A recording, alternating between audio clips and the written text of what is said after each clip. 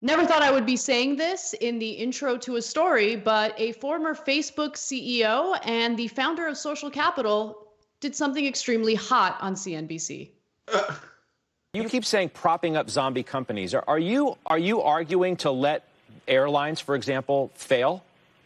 Yes. Why? I mean, how does that make sense in the broader scheme of the economy? Because when you look at what it means, this is why I'm saying, this is a lie that's been purported by Wall Street. When a company fails, it does not fire their employees. It goes through a packaged bankruptcy, right? If anything, what happens is the people who have the pensions inside those companies, the employees of these companies, end up owning more of the company. The people that get wiped out are the speculators that own the unsecured tranches of debt or the folks that own the equity. And by the way, those are the rules of the game. That's right, because these are the people that purport to be the most sophisticated investors in the world. They deserve to get wiped out. But the employees don't get wiped out. I just want to hear him talk about tranches all day. Like that was incredible honesty that you just don't get on CNBC. And there are people on social media who are like, "Oh, but Robert Reich has been saying this for." Yeah, I get it. But no one gets to say this on cable television as honestly and frankly as what we just heard. And by the way, we're not done yet. There are two other clips I want to show you.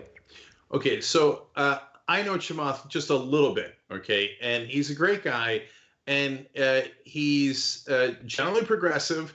And his company actually funds companies that are doing good in the world. That's why it's called Social Capital. So they're great businessmen. He's among them.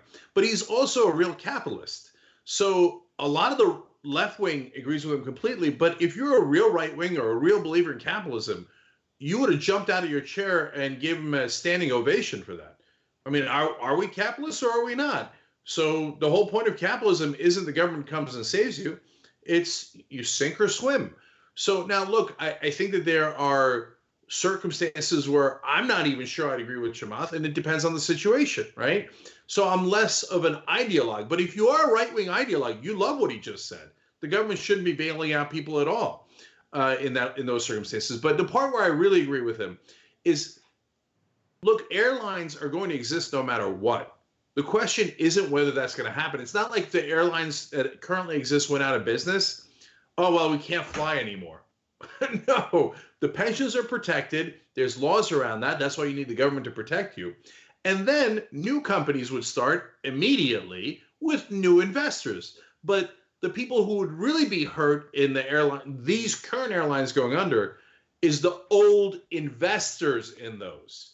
And Chamath is making the point of, wait, why is it the government's job to protect investors? That doesn't make any sense at all. It's a fair and interesting point. And keep in mind that the one thing that I wish he would have mentioned is how some of these airline companies that are getting bailed out took advantage, of course, of Donald Trump's tax cuts and paid nothing in federal taxes. Nothing. So for them to get bailed out is just so incredibly insulting to the average American worker for every reason, including the fact that the average American worker pays more in federal taxes than some of these airline companies have. But anyway, there's more of what he has to say, so let's take a look at the next clip. Why does anybody deserve, using your word, to get wiped out from a crisis created like this? How does anybody deserve to get wiped out? Well, but just be clear, who are we talking about? We're talking about a hedge fund that serves a bunch of billionaire family offices? Who cares? Let them get wiped out. Who cares? They don't get to summer in the Hamptons. Who cares? I mean, you don't think the employees of these companies own stocks? I mean, own their stocks, own the company's stocks? You can look on Bloomberg and you can see what percentage of these companies are typically owned by. These things are owned by BlackRock. These things are owned by these huge, amorphous organizations. Ultimately, downstream, and the employee owns a few $100s or a few thousand. And he's right about that as well. 84%, a whopping 84% of the stock market is owned by people who are incredibly wealthy, the top 1%. So when people bring up how the stock market taking a hit hurts average Americans, understand that is meant to deceive people. It's not about protecting the average American worker and their investments or their 401k. It's all about making sure that the portfolios of these millionaires and billionaires continues to look good. It's not about looking out for the working class at all. It's such a ridiculous argument. Yeah, so I love that he exposed how finance actually works in just that quick segment there. So look, I'm a guy who does nuance. So are there good hedge funds? Yes. Are there bad hedge funds? Yes. So, and there's a range, same thing with venture capital and private equity, and some are better than others. But the way that the system works overall is that if you follow the money all the way back to its original source, it's actually these giant families that have the money from accumulated wealth, lots of European families, Americans, et cetera, and they put money into private equity companies and then to venture capital companies, also separately to hedge funds. Hedge funds mainly do stock market.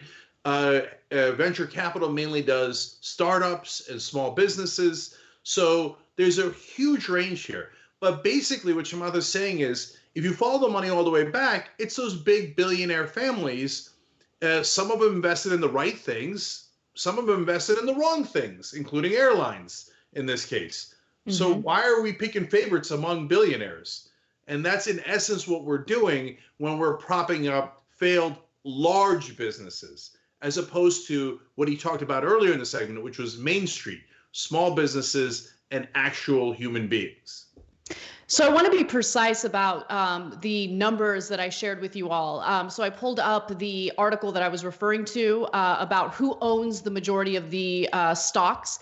And so I tweeted it as well if you want to read it for yourself. But 84% of all stocks owned by Americans belong to the wealthiest 10%. And that includes everyone's stakes in pension plans, 401ks, trust funds, mutual funds, college savings, and programs like 529 plans. So again, it overwhelmingly benefits the wealthiest people in the country. But we're not done yet. There's one more clip. Let's take a quick look at that. Why does anybody deserve to get wiped out? Wouldn't that be immoral in and of itself?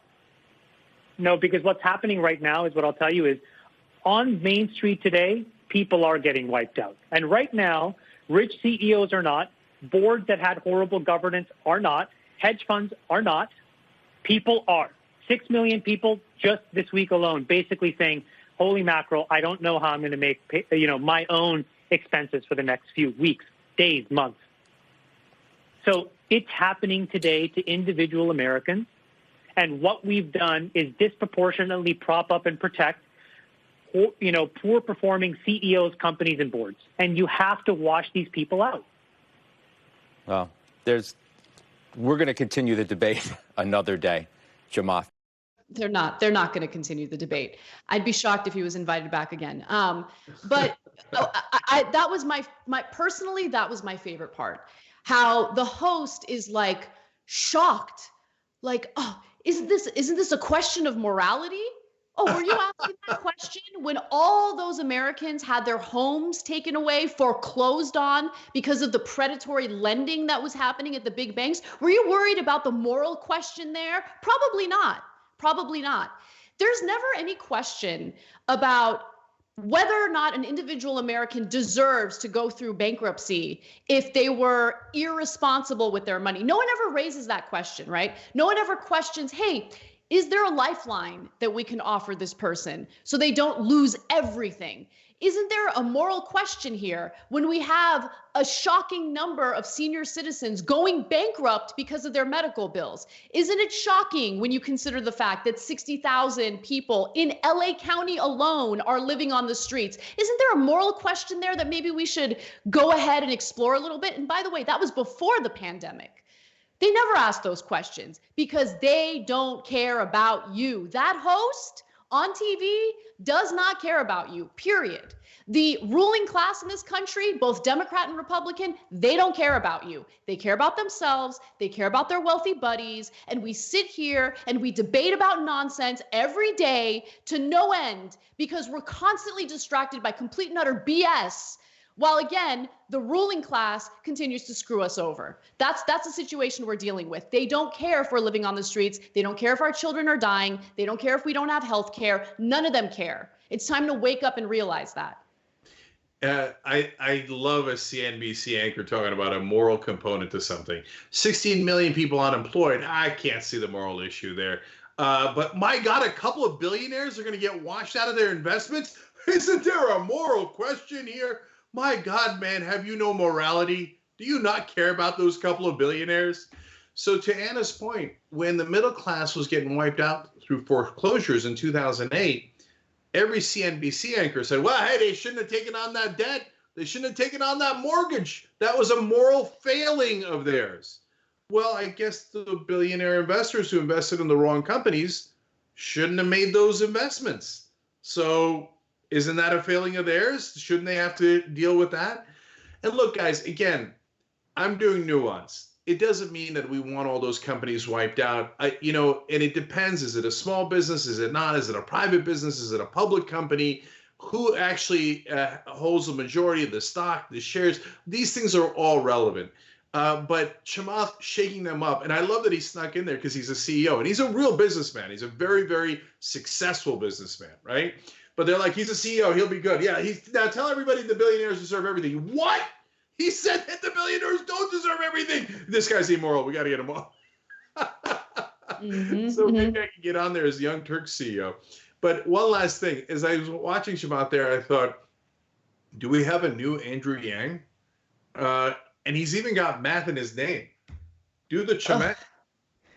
Don't insult him. I do want to show you one other thing that really helps to visualize what we're dealing with in this country. It's just a screen grab from one of Kramer's shows, recent episodes. It shows in a graphic behind him, the Dow's best week since 1938.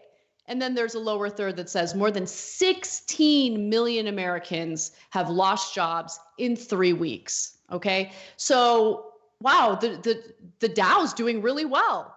The stock market, where 84% of it is owned by the top 10%, doing real well. 16 million Americans out of a job, lost their health care, lost their benefits. But hey, who cares? The Dow's doing really well. It's just a perfect juxtaposition.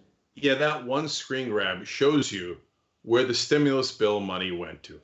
It didn't go to those 16 million folks. It went straight into the top companies and the financial world. And that's why the stock market's like, oh, all those people are out of work. Pfft, who cares? We just got trillions of dollars. Do the Chamath. Ah, Cenk.